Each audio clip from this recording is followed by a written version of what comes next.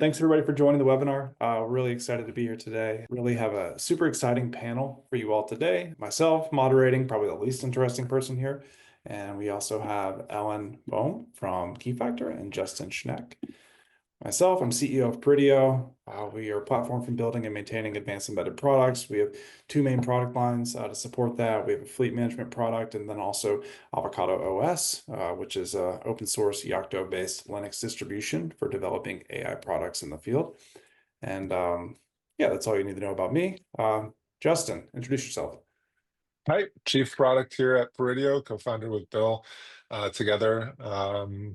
Yeah, just been doing this for a long time. Got a lot of wonderful opinions around things. Building this OS, it's great. Avocado is going to be awesome, and we see it great in practice as well. So looking forward to being able to talk today with Ellen and about security. So You thanks. can't do any embedded without needing to know a little bit about security, but we need to know a little bit more.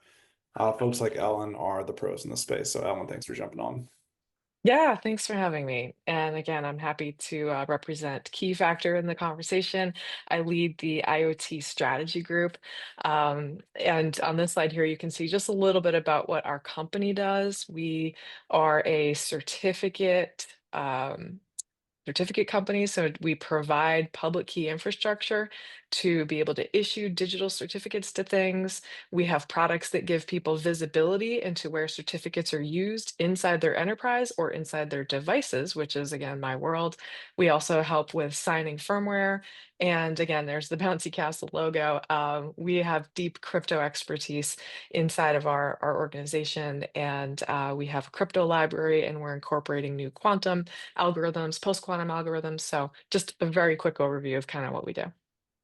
Thanks for So having me. absolutely. So we'll get into it today. And so today we're going to talk a little bit about connected device security, CRA compliance, certs, management, and all things in between. And like I said earlier, you can't really go very far in the embedded world without thinking about security.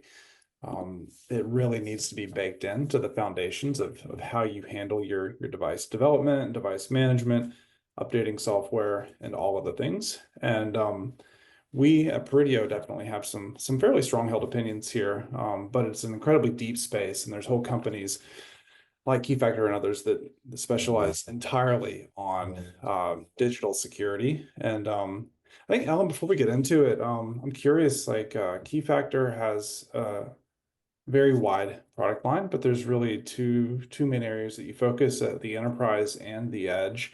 And how does that like work together? Like the how much of the technology is transferable, or is it like totally separate product sets? No, that's a great question. Yeah, so I think so. Public key infrastructure has been used in the enterprise. I'm saying like enterprise IT to issue identities to workstations and firewalls and user devices and things that sort of run your corporate network for decades. And we are now seeing the use of certificates for authentication now also being deployed into connected devices that sometimes these companies make.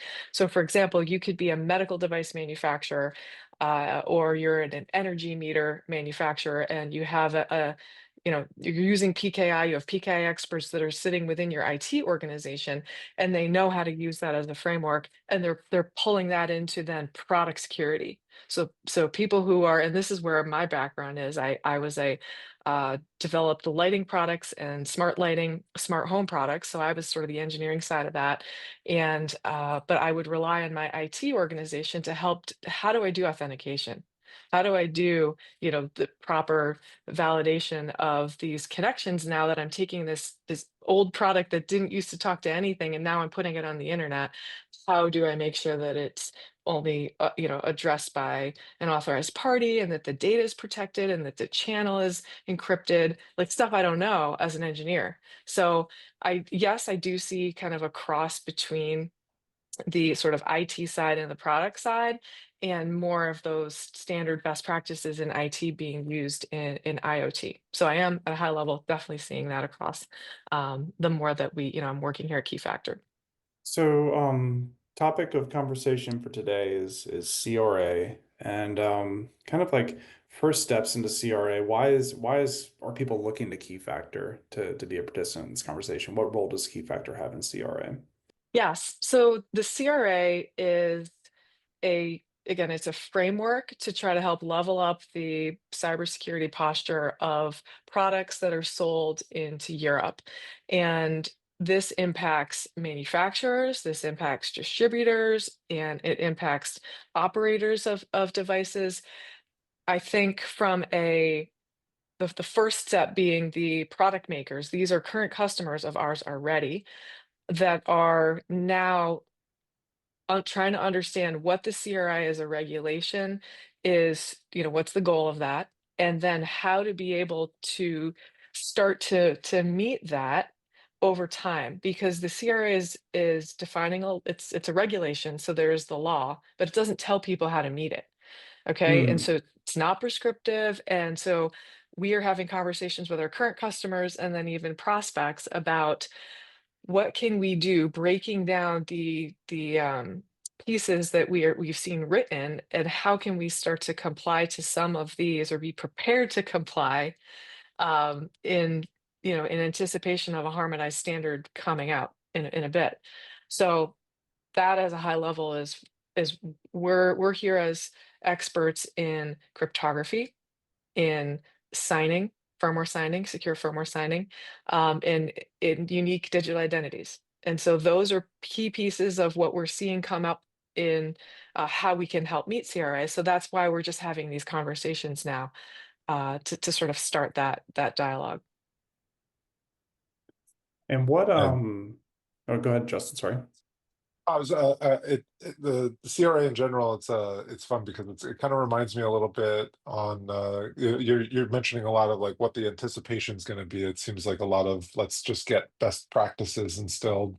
And it reminds me a bit about kind of the California SB 300, 327, I think it was, law that was in 2020, where they finally started to say like, oh, you can't produce devices that have the same credentials on them, right? And they were starting to Mhm. force at least best practices of getting people away from having the same password to log in, or every single device shares the same certificate. This is kind of like it's funny. It's the European Union really coming through and saying like, hold my beer to that one. We'll show you something bigger and more grand. Yeah. Mhm. Yeah. So like Yeah. And where do people start typically? What is like the long pole in the tent, like when you're looking at these requirements, and like what is the biggest first issue that people need to grapple with? yeah, so I think firstly, it's to try to understand and do an assessment of the risks from a cybersecurity perspective that could impact your product from the design all the way through the life cycle. So it's really just an assessment of you know c- your conformity or your ability to probably conform to some of these future articles. And I would break it down into, are you designing, doing security by design and building in the right sort of controls, and then having a way to audit that. Also from manufacturing, and then when you're commissioning in the field, and then when you as a manufacturer are responsible for updating the product over time. So I think it's the first thing, just starting with an assessment of those Mhm. different pieces of the life cycle and where cybersecurity needs to be inserted and maintained and monitored. So I think starting there is probably the best way to have an initial stab at it, and start to do this now, because so we do know that the CRI became law at the end of last year, but we do know that these certifying bodies like CN, CLC, ETSI are starting to work on these harmonized standards now and creating this framework by which if you meet that standard, then it's like, yes, I'm CRA compliant. But that won't be ready until September of next year. So this is the kind of what you're saying, Justin. It's like we got to start working on things, and yet we don't exactly know what that standard is going to be to comply to. But we have knowledge, we have experts, we have kind of a community of other people that are trying to do this at the same time, Mhm. because we know as product developers you can't wait until maybe a year before you need to get certified, that's never going to happen. Yeah. So, Well, also, I imagine a lot of this too is not just like security enablement is not just a software or even a hardware problem. It's a process problem as well. And so, like that time that you take waiting, like there's likely going to be impacts to your processes to be able to inject some of these acts into it, right? 100%. Yes. And so this is where I think documentation is super important. Having an SBOM, and again, that's something Keyfactor doesn't do SBOMs. But we have partners that do that, right? Documenting what all the components that are in, software components that are inside, and the cyber components that are inside of your solution. Um, and then just being able to have a record of that and how things are updated over time, the vulnerabilities that could be included within firmware and software. So the EU is, I think, doing a really good job of trying to put all of these things into one place, into a regulation.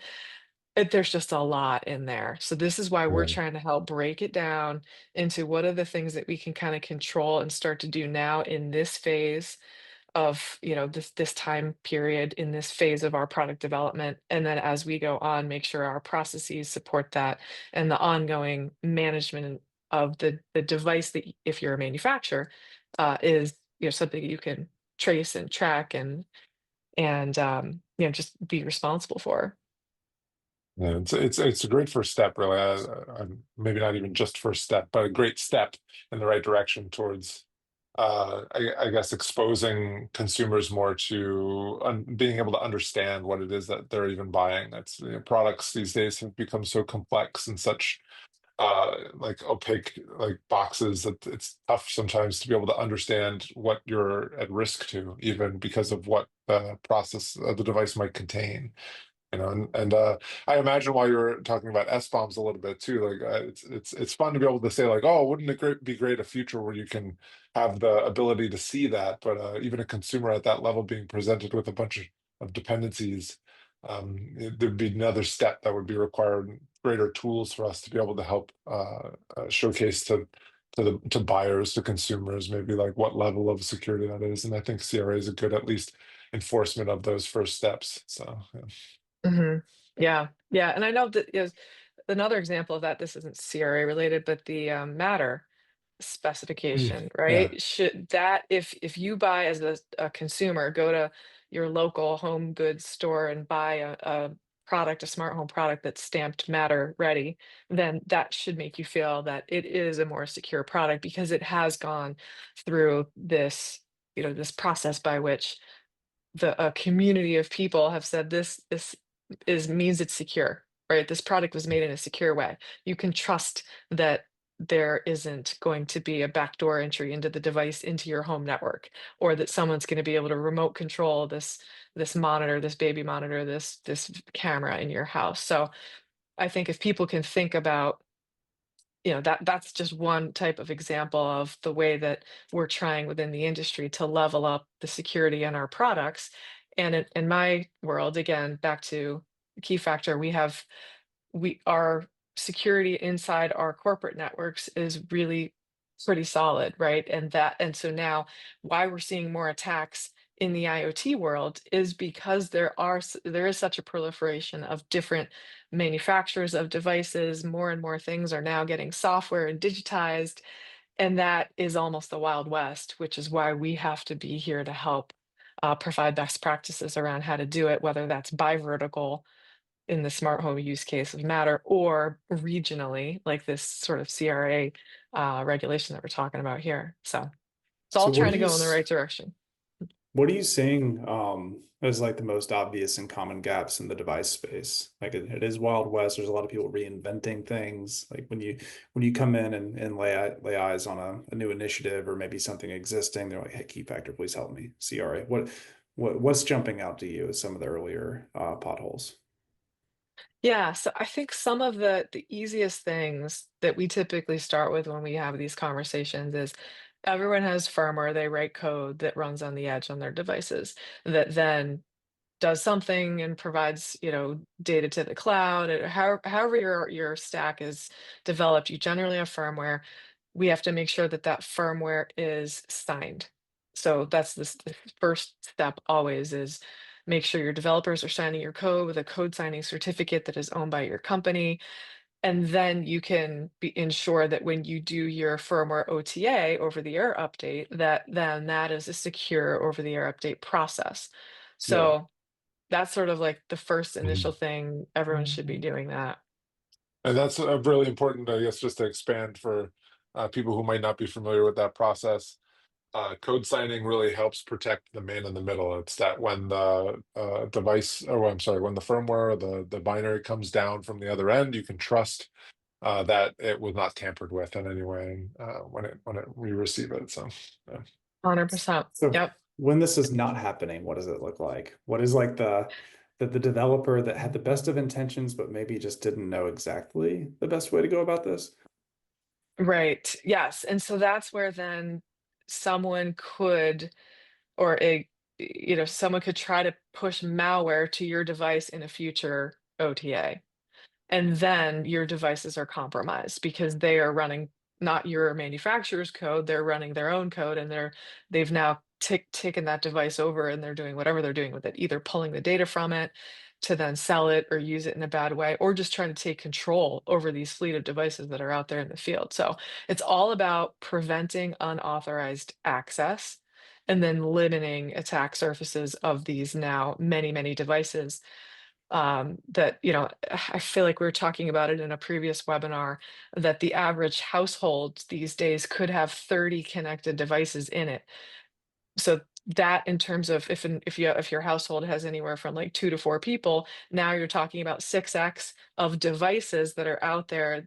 This is becoming a big, volume is a problem, and attack surface needs to be minimized when it comes to the number of things that are weak entry points or could be. Well, I've been Hmm. futzing with my home internet this week, and I was on the Google Fiber portal, and I saw it was like devices on your network. It said 59, and I was like, "Oh, There you God." go. And now it's like everybody that's ever been on my network, and maybe I'm just like a True. little too free and loose and easy about giving out the Wi-Fi password to my friends, but like that's a lot of a lot of different devices, and it's It some of it's is. just like my brother's computer, but there's a lot of other things that come and go. Yeah. Well, for me, it's my teenagers and then all their friends that come Mhm. over, and they're like, share the Mm. password, share the password. So I get it. Yeah, so maybe building on the firmware, secure firmware update, the Yeah. next thing that we see, I would say, going down that track, is secure boot. So secure boot is maybe the next iteration where you're validating the boot stage before you sort of start up that next level of code running. Um, and so this is something we have several partners. I know, we've talked about this before, um, but it's important, especially when you're dealing with maybe more critical devices, or industrial applications, or just critical infrastructure type things, where you really want to make sure you have a secure boot process built inside. So it's just another iteration that we see some of our customers using code signing for, is to create a secure boot stage process. Mhm. Yeah, when I think about secure boot, I think about this quirky bit about computers and embedded devices that not a lot of people consider, which is that every time you turn it off and turn it back on, it's kind of like it's being born again, and that it needs to work its software up to a higher level of complexity from like the littlest bit, that bootloader, than the nothing pieces. And that whole sequence requires like starting with the tiniest bit of code that you have to trust, and then trusting a little bit more and trusting a little bit more. Uh, Yes, yeah, that's a do you great way Yeah, to want put just it. well, and Justin, like you've brought this up to me before around working with maybe overseas chip vendors and maybe some proprietary technology that they would require you to use that's not open source. Like what are some of the like red flags around designing secure embedded systems that you see? that one kills me the most. There's a lot of processor manufacturers overseas that they'll tout that everything is open source, and I guess I don't want to directly name names, but everything they'll say that everything's open source except the you have to use a proprietary tool that they don't open source the code for, which is used to be able to load the software onto the system. So Mm. that's like the critical moment, really, where like everything is possible to be able to go wrong. And yeah, I guess I wanted to tie back my analogy of the systems. These devices, it's like when they wake up, they don't know who to trust because, well, first of all, they don't know what time it is. They don't know how much time has passed. Their state that they have on the system is the only thing that they can trust if they want to regain that. And they have to have sort of like something embedded inside of them, like a certificate, or usually these processors have fuses that you can one-time program like a credential into that will enable them to know the next phases of things that they can trust. And so it's I guess my modern day version of this quirky analogy actually is like I'm in love with the show Severance, you know, and I've been watching, and it's kind of like the severed reality of the memories of the people where they wake up and they don't know who to trust. You know, Secure Boot's a lot like that, where you gotta know who to trust when you wake up. Yeah, no, that's a great point. Yeah, so I think the combo of signing firmware and then secure boot together forms a complete life cycle of software trust. And yeah, having that once the device turns on the first time, right? You have to make sure that firmware is, has been signed by you and it runs securely and then executing it over time. I do want to. So, oh, go ahead. Sorry. Yeah, no, I was gonna say I wanted to pick up on something Justin was just saying, which is another area that I'd like to talk about, which is sort of initial device identity. Yeah.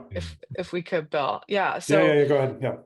yeah, so I feel like so after firmware signing and then secure boot, if we could, think about initial device identities, which are unique in our case, certificates that are injected in the device at the time of manufacturing. So um, in like 802.1 AR, this is called an IDEV ID, right? It's an X509 certificate that is tied to the device and it is signed by the manufacturer and their certificate authority. So that is meant to be like a birth cert that lives forever with the device and it's tied back to the original manufacturer. So to your point about using maybe a contract manufacturer or a chipset or a piece of hardware from somebody else, you just have to make sure your processes as your manufacturer really know that the signing of that or the root of that piece of hardware, it really is tied to you. Um, because that is like the origin and the root of everything. Mhm. Yeah, So we what do you call guys this do? Like attack Keyfactor on the has, clones. Yeah, yeah, so sorry. Keyfactor has some really awesome products in this place though. So like what do you guys step in and really help with this early manufacturing, right? Like, yeah, yes. So we work with manufacturers to understand, first of all, do they understand, how certificates can be used in edge devices. And if you again own your own manufacturing or don't own your own manufacturing, we can help set up infrastructure to be able to issue those as you're producing each of these and you're flashing your code in there. um, but we typically do recommend having an initial identity and then an operational identity when Hmm. the device is assembled, because a lot of times you make a board and then it's put inside some larger system and then that system is what you sell. That's the thing that's in operation. So there's a lot of different architectures that we can develop depending on what the device is, and do you also need to operate it as a manufacturer or are you just providing components. But it really is understanding, do you need help with provisioning in your factory or provisioning in a untrusted contract Mhm. manufacturer factory? It's all of those. I don't want to get too much more into the details, but it's all of those things from a process perspective and an architecture perspective that we help people kind of figure out. Yeah, yeah. Earlier when we mentioned about security being more than just software, and that there's the process and there's the frameworks that are involved, having to reinvent everything like that, I think catches a lot of people off guard, or needing to like have that available to them when they go to manufacturing. They're like, "Oh, I got this. I got my MVP of my device. I'm ready to go. Make 1,000 of them." And there's all of this gap of manufacturability that's missing, and that's a really great way to get a leg up in that domain. Yeah. Yes, yeah, especially because your manufacturing team is, they're all about uptime and, Hmm. like product cost. Um, Having an extra complicated process in there that they have to do is against their goals, right? So having those sort of manufacturing discussions earlier on in the design phase is always recommended because this is new, but it's one of these things that security is not going to go away, and we have to, if we're going to be injecting certificates and have that be that birth identity. It's like you don't want someone to steal your social security number in the US or your, which that's a whole nother topic, but the thing that identifies you, you don't want that to be gone. It's the same thing for a device. So we have to really take care of that root and that root of trust. Yeah, and the operational certificates too, I can really appreciate because you think that the identity that you birth to a board that exists in the larger product that you're putting it into is enough, but then RMA, the idea of having to like repair the equipment later and maybe only replace certain components. Now the like what is the identity of the device is the initial starting point. If you had to replace that, do you embrace this technology where if you're depending on that certificate, do you somehow transfer it over? Does that person get a new one? And so having operational ones that can be like rolled in, I think is a great way to be able to like bridge the gap between business logic user accounts for that product and the actual hardware itself, right? Totally. Yes, you totally got it. And part of it is why we talk about birth identities or these IDEV IDs that live forever, is because that's something that you should be able to authenticate and validate and then issue this additional operational cert on top of that. Um, and so that's the thing. The operational cert is the identity that probably should be rotated periodically. We don't want to put a certificate on a device that allows you to validate or to connect to it forever, unlimited, no expiration. It's like, our driver's licenses have expiration dates so that we can go and get our eyes checked. And so we can make sure that we can still operate the vehicle and, that we have a good driving record and things like that. So we have these sort of expirations in place for specific reasons. These operational certs, same thing, should expire so that we can be able to make sure that um, you know, our security is more up to date. We talked about this in a previous conversation a little bit too, because now we're at the point of identity certificates being something that you can imagine would be baked into a crypto authentication processor or trust zone or something like that's going to be maybe one-time programmable. And in the land of IoT, we do have these one-time programmable memory slots where you can put something in, you can lock it, and then the hardware manufacturer is the one that goes, "Oh, trust me, it's going to be fine." Like we put all the security trust in and the layout of it. Some of them even like they'll have a they'll take some traces and they'll put them up to an upper layer on the silicon chip. So even if you burn the caps off of them, it just looks like meandering trace lines. So you can't figure out how to even physically attack it. So all of this to say that with the avocation moving forward that you see on the horizon of certificates having shorter lived lifespans, what does that mean for one-time programmable memory? And what does it mean for the traditional sense of issuing that identity certificate with like a 31-year lifespan? Wow, there's a lot in there. I think from my perspective on, again, the sort of the certificate side is this, you know, it would always scare me when we would have a conversation with a customer. Typically, these would be in like manufacturing or the industrial space, and they would say, "Oh, we have this 31-year cert on it, so it's fine, and we don't ever have to worry about rotating it, and we're always going to be able to connect to it." That was part of it, is the risk of being able to not connect something and having this machine not work was greater than the risk of being hacked. And so that's why they're like, I don't care. I'm just going to put a really long cert validity period on this. Um, But I think as things are evolving now, I've been at Keyfactor over 6 years, we are seeing the technology be catching up to be able to be more real time, and we're seeing the industry. So we are part of the CAB forum, um, and Apple had a proposal to the CAB forum to reduce the lifespan, and validity period of public certificates down to 47 days. So that means every 47 days. So you were talking about years, we're talking about days now. Now, that's a proposal that they put forward, and the CAB forum approved this.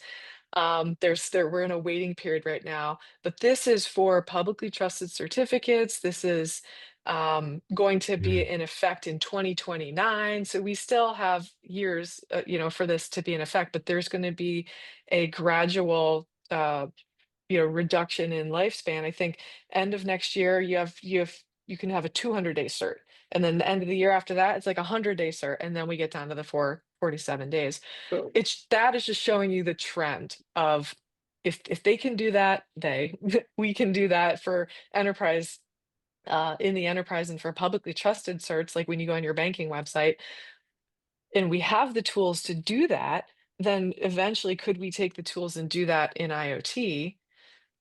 We'll see, so but that's the that mindset. is not going to be the requirement in IoT quite yet, or like what's the expectation? Like what is CRA saying in the IoT space that we need to be thinking of for these certs? So I'm not seeing anything in terms of a validity period being, that level of detail being recommended in CRA, and I don't think we're going to get there. And I think IoT manufacturers would also have a strong opinion about how we shouldn't do that. It's just, I watch what happens in the public TLS space, and what Yeah. happens in the enterprise space, and I feel like eventually those things sort of wave over into our world.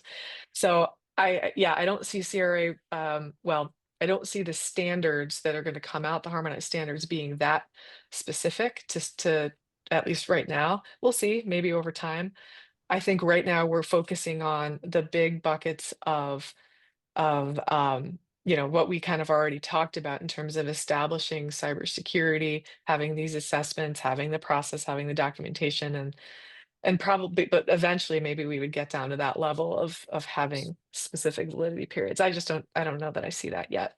Well, one thing Yeah, that it's like gets me about IoT, and I'm going totally rogue here and sharing a different slide, but I mean, we're all probably familiar with these numbers because it's like the TAMs that we live in. But like right now, we're at like almost 20 billion connected devices globally. There's projected to be around 40 by 2030.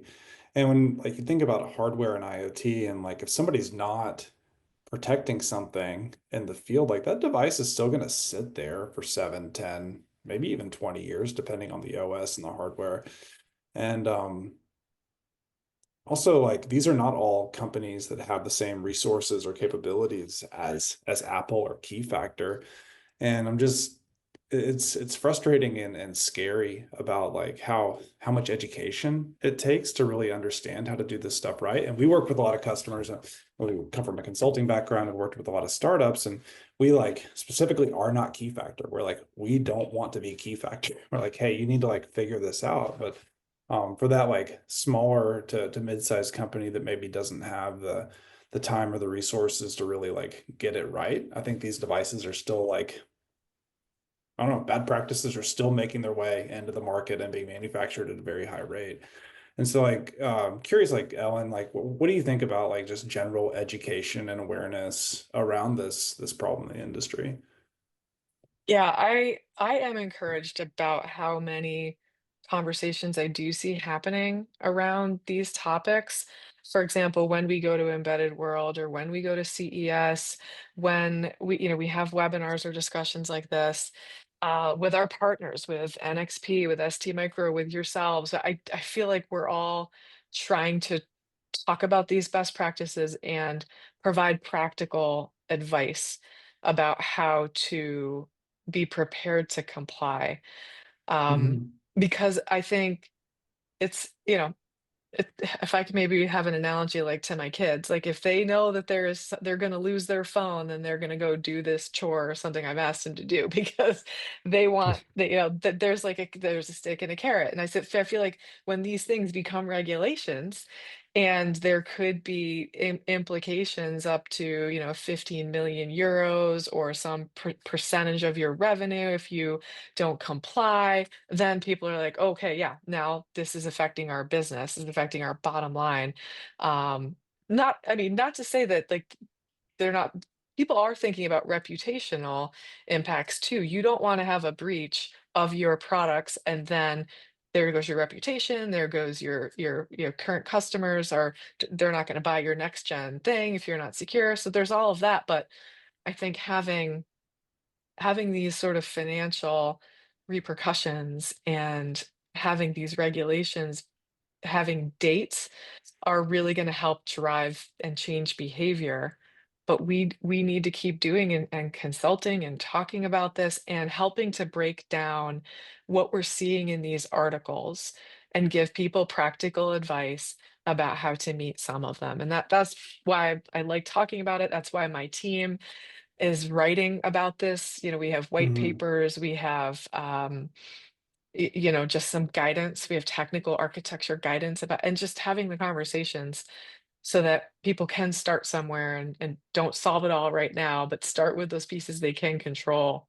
And hopefully by the time that you have to be able to comply, which I think is into 2027, then you have some of this in place and you're not starting from scratch.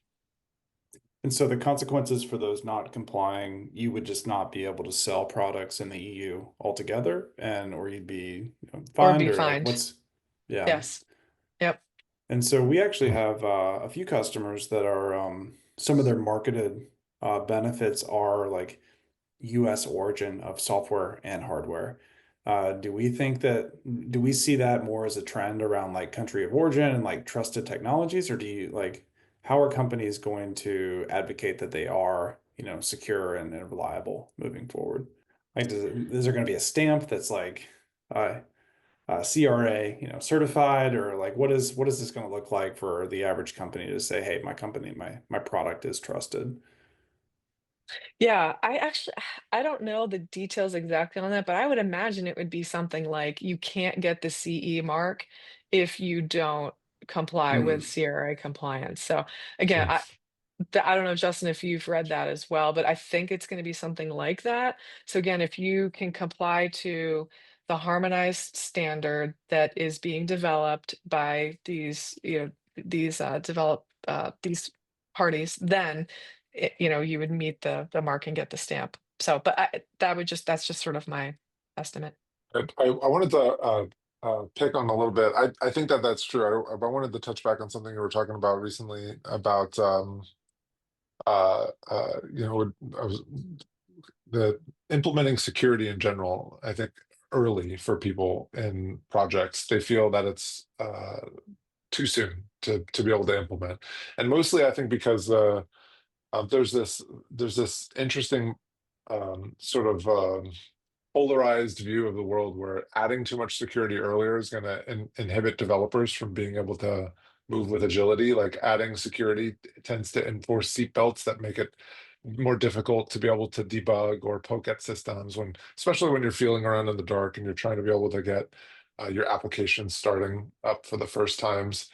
I think that it would be like what we need to see more going forward is these security best practices and standards being embraced by more general getting started guides and tools. In the past, I did a wide variety of workshops, teaching workshops, and doing some public speaking. And the difficulty is that when you're presenting something, you usually try to be able to optimize for the brevity of the slide. And security is not something that can be really easily digested in a brief way, usually.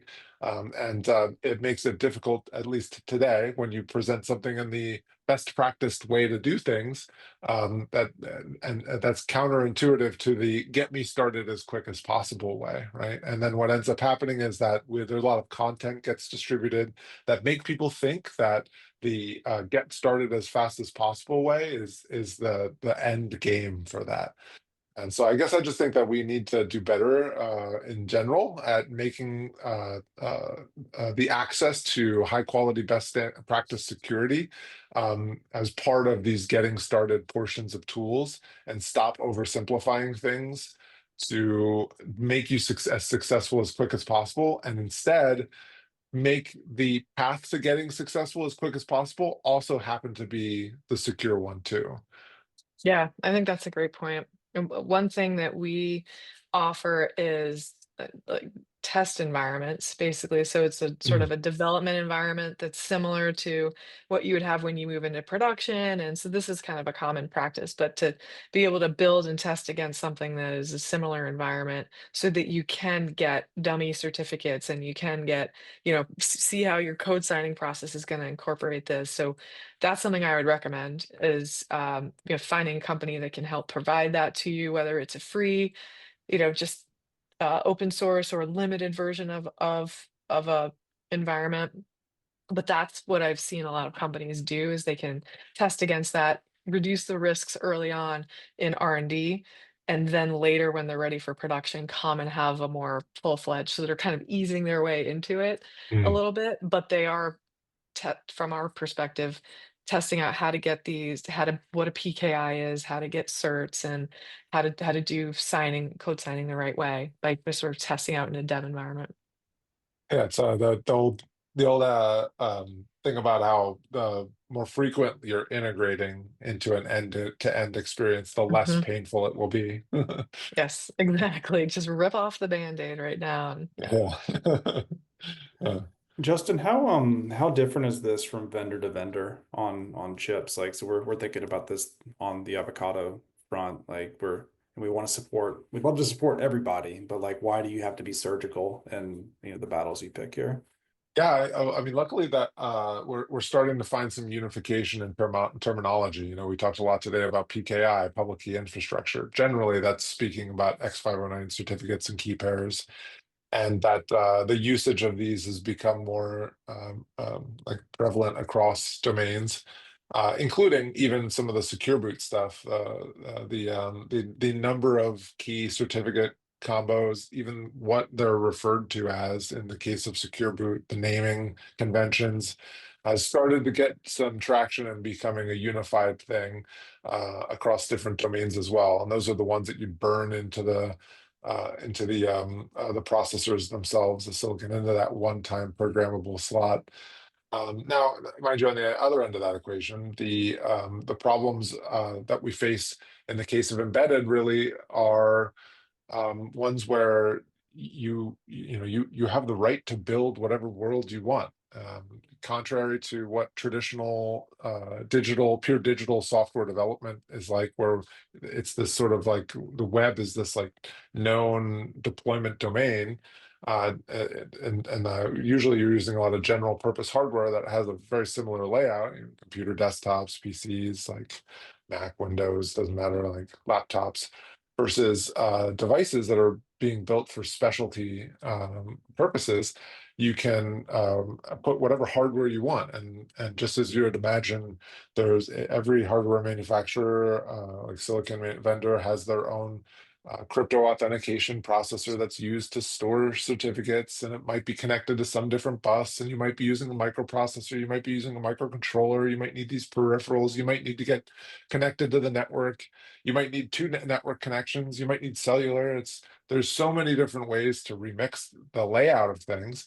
And so therefore there's no real easy approachable means of just being like just shotgunning, targeting all of the different combinations of hardware and approaches. Now, as these worlds start to come together, it's becoming a little easier to reason about. There's projects like from ARM called ARM System Ready that are trying to be able to normalize the boot sequence for embedded devices, at least using some inspiration from desktop PC and server boot up modes, which will make it a little bit more approachable to standardize on some protocols and technology choices. So anything that's ARM system ready would kind of take care of a lot of installation cases.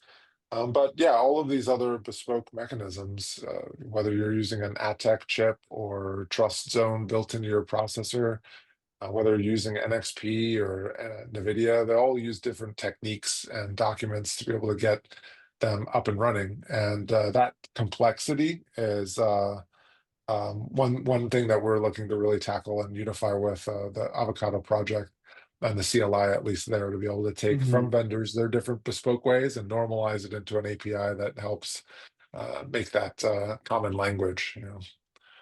We'll obviously Once have again, some of the key factor integrations ready to go. yeah, absolutely. Yeah. Mm. Oh, and what are the like industries that you're seeing the highest focus here? Is it mostly like the critical like automotive, infrastructure, like consumer electronics? Like where are you guys getting the most interest? So from Keyfactor? Yeah, just like Yeah, CRA focus. yeah. So so in general, we have always worked with a, across vertical, across industry. I think our earliest customers were medical devices and automotive, connected vehicle. And recently, over time, I've seen more in telecom, um, around, 5G, around energy, smart meters is a Hmm. pretty big vertical market because that could be water, gas, electric, and there's a lot of them. So there's a big volume there, and they're all becoming connected so that you can remotely monitor and control. So I think that those, automotive and medical are pretty well established, I think. And some of these other higher volume monitoring, tracing, tracking, that that type of industry. So we are here to help provide this infrastructure and these certificates and these processes for whatever connected device. And then that sort of how we modify it is to work with your specific device that is in a specific industry. That's the sort of nuance Hmm. that we would, sort of help and get some sort of consulting around. But to us, we don't really necessarily care what the end device is. If it can take a certificate, if it can, if it has code that can be signed, all of that to us is sort of normalizes it and makes it a similar just piece that we're helping to secure. Um, but yeah, I would say that's high volume devices and then anything tied to critical infrastructure. So Yeah. beyond the meters could be stuff tied to the grid, other stuff tied to the grid and power and transportation, the water, water systems, things like that. In these domains, there's an area I think that's commonly overlooked, and I'd love to be able to get your opinion on it. Decommissioning. People usually Mm. don't think about this aspect of it. Like, what in this realm really need? Like, why do you need to be able to have process around this? What is it protecting, and like, what does that look like from your perspective? Yes, exactly. So deprovisioning is very important. I think there's maybe two areas of it. It could be deprovisioning because you're then moving that asset to be controlled by somebody else, right? So that's all sort of like change of ownership. And then there's also just decommissioning because you don't want them to have access to it anymore. So in the personal space, right? So let's say you move into a new apartment and there is a smart thermostat on the wall, but you didn't pay for that service monthly, so it's going to be shut off. It's not going to work. So that's sort of a decommission that you can revoke access to, and you can do this by um, having revoking the certificate. So that's a very simplified way of thinking about it, and that can be done by we're kind of talking about just letting the validity period expire, so then it's not valid, or you can revoke. So you revoke the certificate by um, from a centralized way of doing this, in Keyfactor as a product for this, of course, but be as an operator of all these connected devices to be able to revoke things when you don't want people to access them because they either haven't paid or their contract is up or the license expired. And this is a way that we can do it digitally. just to be able to maintain who is authorized to be able to use or connect to something. So yeah, Yeah. having a decommissioning process, super, super important. That's a great point we hadn't yet talked about. Yeah. How many I people are yeah. managing multiple certs on a device? Like that's how common is that? Like most of our customers early on were like one device, one cert, but we are seeing use cases where you would want to have like it's just, like you don't want to just break a device and say you can never talk to me anymore. So like in that part where it's like, hey, we don't want to take data from this, but we'd like to be able to change it later. What does that look like? Yeah. So then you could implement something like we're talking where you do have like initial birth cert, and at least that's something you can always authenticate to that's there. And then Okay. you can have multiple operational certs. It's always like an architecture discussion. Even if you think about a connected vehicle, there could be one main cert for a ECU in a car or some sort of gateway that's in a car, and then there could be certs that they're using to connect to the infotainment or the braking or the other parts, the charger, like the EV charger. So all of those could have different certs, but at this point, then the device is the car, and that's sort of like the main thing. There's a main brain, and so there's just a lot of different ways to do it. I think have that's why back to having the process, coming up with an architecture, Mhm. figuring out what your overall strategy is for using all these identities within your system and what you can control is important. I've run my own certificate authority before, which is a anxiety-inducing experience through the entire time. I do not recommend it. Mhm. It's and so all hail to the ability to offload that to get that from Keyfactor. That's really great. And just to put closure on that piece about revocation is that the anxiety that you get induced from maintaining a database of certificates that you know that you issued by being the authority doesn't end at that place. When you do revoke, you have another database that you have to hold of ones that you're revoking, and so it's just the Yes. problem gets compounded. And Yes. Yeah, that complexity is a there's some peace of mind to be had there for sure. Um, Yes. Exactly. Yes. Also, another thing too, you mentioned before about we were talking about briefly about the not having adoption really in the case of embedded products yet for like the 40, what was it, 47, 49? It's such an odd number. 47 days. I'm like, how did you come Okay, up with that? sure. Like, let's pick a month. I don't know. Well, One that's month not and a half. necessarily gonna like affect us as far as maybe like for some time the identity portions because devices on a shelf in a manufacturing facility, like there's not a really good, if those expire, like how long do you let them last for? 47 days is a short time to live.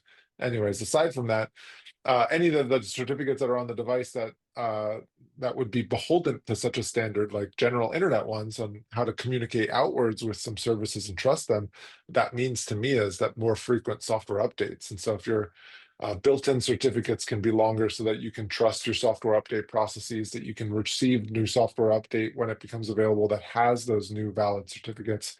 And then subsequently too, if you wanted to, you could provide those ones that are critical domain in through Keyfactor integrations to be able to get some fast path opportunity for that too, right?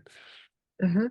Yeah, you sound like a sales guy for Keyfactor. This is great. Hey, I He's just he's I've just got I've so got tired of having to fix it I've got himself. scars. I've got scars. There was that. It was a real deal. Doing your own certificate authority. It's not. It needs to be Yeah. taken seriously. Yeah. No, I totally Yeah. get it. Yes. So how do we get more people excited about this? How do we get people to care? I mean, obviously the CRA is like top-down heavy mandate, but yeah, it feels like people don't start looking at security till it's a little too late at times, and IoT and hardware things never move fast. So how do we like motivate people to get on this now or start to really think about it? Yeah, I would say it's just through conversations and just by trying to give practical advice. Start with the security by design, which means figuring out how you want to put an identity in your device. If you want to put it through a hardware chip, you want to inject it into a secure element that you're using. That just let's talk about that, and then talk about your firmware updates and securing that, and little by little. Just coming up with a framework for product security as a designer and a developer. Um, I think it's just starting small. Justin, what do you think? I think we're all making steps in the right direction. It's just got me thinking about when everybody being mad about Windows 10 to Windows 11, even Windows 11 forcing everybody to require secure elements on their boards. And that's outside of the IoT domain, but still, it's a good example point of that really being a forcing function in the industry of saying that we need to do better. And then I think that it's going to come back around to just making it so that our everyday getting started tools don't compromise security for agility, and just make it so that that's more easy, like a lot easier to be able to reach for and use from day zero. And it's no longer the should we, it's just the you already are. Awesome. Well, I think that's a good note to end on. Really excited to have had this conversation today. Thank you both for jumping on. It's been a lot of fun, and yeah, have a great day. Thanks, y'all. Yeah. Great Thanks, talking to you everyone. guys. Thanks, Ellen.